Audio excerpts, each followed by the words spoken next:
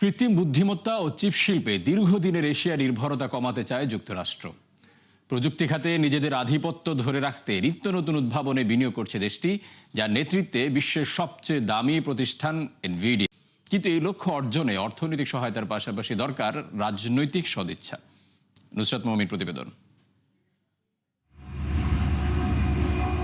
চীন যুক্তরাষ্ট্রের প্রযুক্তি যুদ্ধের মধ্যমণি Taiwan semiconductor manufacturing company TSMC। 1987 সালে প্রতিষ্ঠিত কোম্পানিটি উৎপাদন করে অত্যাধুনিক চিপ, যা ব্যবহার করে অ্যাপল, এনভিডিয়া ও টেসলার মতো বড় কোম্পানি। দীর্ঘ সময় ধরে চলা এশিয়ার নির্ভরতা কমাতে চায় যুক্তরাষ্ট্র।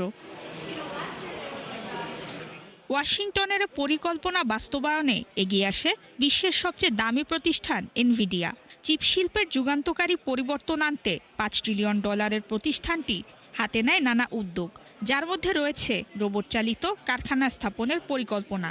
যেসব রোবট পরিচালিত হবে কৃত্রিম বুদ্ধিমত্তার সাহায্যে এবং উৎপাদন হবে যুক্তরাষ্ট্রেই, যেখানে আগামী 4 বছরে বিনিয়োগ করা হবে $500 বিলিয়ন।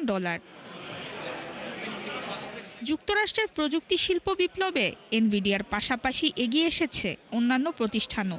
এরই মধ্যে সেমিকন্ডাক্টর তৈরির মেশিন বানিয়েছে মার্কিন স্টার্টআপ সাবস্ট্রেট, যা ডাচ সংস্থা ASML এর সবচেয়ে উন্নত লিথোগ্রাফি সরঞ্জামের সাথে প্রতিযোগিতা করতে সক্ষম।